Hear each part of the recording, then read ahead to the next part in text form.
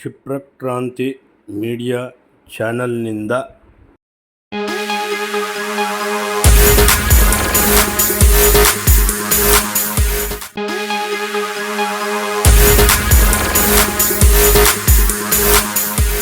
ಯಾರ್ಯಾರು ಕ್ಷಿಪ್ರಕ್ರಾಂತಿ ಮೀಡಿಯಾ ಚಾನಲ್ನ ಸಬ್ಸ್ಕ್ರೈಬ್ ಮಾಡಿಲ್ಲ, ಲೈಕ್ ಮಾಡಿಲ್ಲ, ಶೇರ್ ಮಾಡಿಲ್ಲ, ಅವರೆಲ್ಲ ಲೈಕ್ ಮಾಡಿ, ಶೇರ್ ಮಾಡಿ, ಸಬ್ಸ್ಕ್ರೈಬ್ ಮಾಡಿ ಅಂತ ಹೇಳ್ತಾ, ಇದು ನಿಮ್ಮ ಚಾನಲ್, ಹಾರಸಿ ಬೆಳೆಸಿ ಹಾರೈಸಿ ಅಂತ ಕೇಳ್ಕೊಳ್ತಾ ಬನ್ನಿ.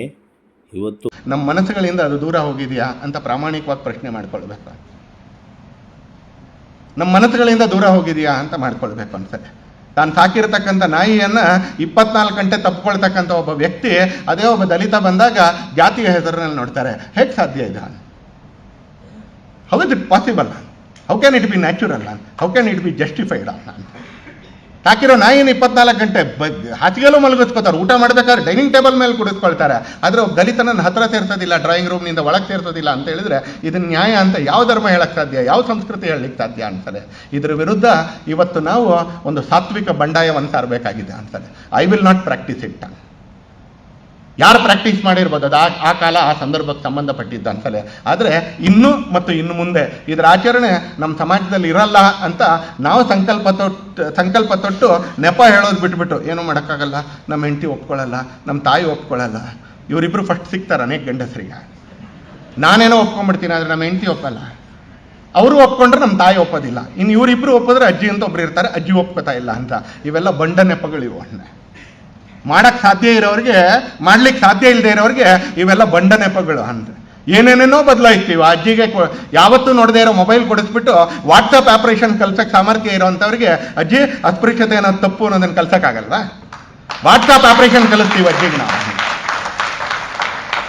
ಕನ್ವಿನ್ಸ್ ಮಾಡಬೇಕಾಗಿದೆ, ಅವ್ರುಗಳನ್ನೂ ಕನ್ವಿನ್ಸ್ ಮಾಡಬೇಕಾಗಿದೆ, ಸಮಾಜದಲ್ಲಿ ಪರಿವರ್ತನೆ ತರಬೇಕಾಗಿದೆ. ನಾನು ಅನ್ಕೊಳ್ತೀನಿ ಸಂವಿಧಾನದ ದಿವಸದ ದಿನ ನಾವು ಆ ಸಂವಿಧಾನದ ಆಶಯಗಳಿಗೆ ತಕ್ಕನಾಗಿರ್ತಕ್ಕಂಥ ರೀತಿಯಲ್ಲಿ ಬದುಕುವ ಸಂಕಲ್ಪವನ್ನು ನಾವು ಇವತ್ತೆಲ್ಲರೂ ಮಾಡಬೇಕಾಗಿದೆ. It is not A document, it is A living. ಅದೊಂದು ಬದುಕು. ಅದು ಯಾರ ಬದುಕು ಅಂತ ಕೇಳಿದ್ರೆ ನಮ್ಮ ಸಮಾಜದ ಎಲ್ಲ ಮಹಾಪುರುಷರ ಬದುಕಿಗೆ ಜೊತೆಗೆ ಅದಕ್ಕೆ ಕಿರೀಟ ಇಟ್ಟಾಗೆ ಡಾಕ್ಟರ್ BR ಅಂಬೇಡ್ಕರ್ ಅವರ ಬದುಕು ಆ ಸಂವಿಧಾನದಲ್ಲಿ ರಿಫ್ಲೆಕ್ಟ್ ಆಗ್ತಾ ಇದೆ. ಅವರು ಅನುಭವಿಸಿರ್ತಕ್ಕಂಥ ನೋವು ಈ ದೇಶದ ಒಬ್ಬನೇ ಒಬ್ಬ ವ್ಯಕ್ತಿ ಕೂಡ ಅನುಭವಿಸದೇ ಇರುವ ಹಾಗೆ ನೋಡ್ಕೊಳ್ತೀನಿ ಅನ್ನುವಂಥ ಸಂಕಲ್ಪ ನಾವು ಮಾಡಿದಾಗ ನಾವೊಬ್ಬ ನಿಜವಾದ ಭಾರತೀಯ ಆಗ್ತೀವಿ, ನಾವೊಬ್ಬ ನಿಜವಾದ ಈ ದೇಶದ ವಾರಸುದಾರ ಆಗ್ತೀವಿ ಅಂತ.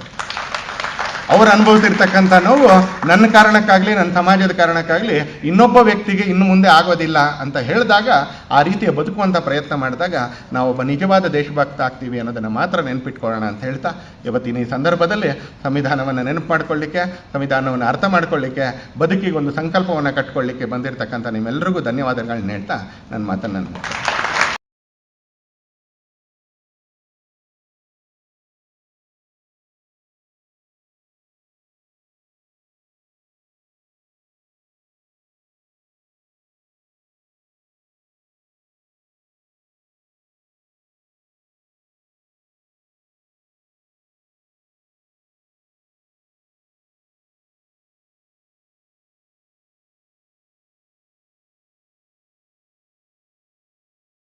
ಒಬ್ಬ ದಲಿತ ಸಮುದಾಯಕ್ಕೆ ಅಂಬೇಡ್ಕರ್ ಅವರು ರಚಿಸಿದ ಸಂವಿಧಾನಕ್ಕೆ ನೀಡುವ ಬೆಲೆ ಎಂತಹದ್ದು, ಹಾಗೆ ಯಾವ ರೀತಿಯಲ್ಲಿ ಮನುಷ್ಯ ಬದುಕಬೇಕು ಅನ್ನೋಂಥದ್ದು ಈ ವಿಷಯದಿಂದ ಅರ್ಥ ಮಾಡ್ಕೊಳ್ಬೇಕು.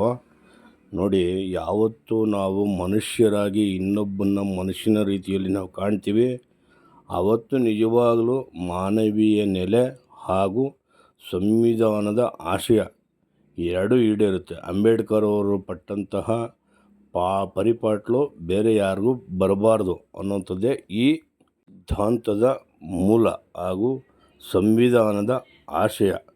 ಇದೆಲ್ಲವನ್ನು ಮನಗಾಣಬೇಕು. ಹಾಗೆ ಪ್ರತಿಯೊಬ್ಬರಿಗೂ ಗೌರವ ಕೊಟ್ಟು, ಗೌರವ ತಗೊಂಡು ಬದುಕಬೇಕು. ಸಹಬಾಳ್ವೆ, ಸಹಜೀವನ ಅಂತ ಯಾವತ್ತು ನಾವು ತಿಳ್ಕೊಳ್ತೀವಿ, ಆವತ್ತು ನಿಜವಾಗಿಯೂ ನಾವೆಲ್ಲರೂ ಭಾರತೀಯರಾಗ್ತೀವಿ.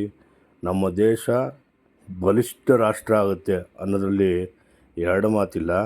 ಇದನ್ನು ಎಲ್ಲರೂ ಮನಗಾಣಬೇಕು. ಜೈ ಹಿಂದ್, ಜೈ ಕರ್ನಾಟಕ.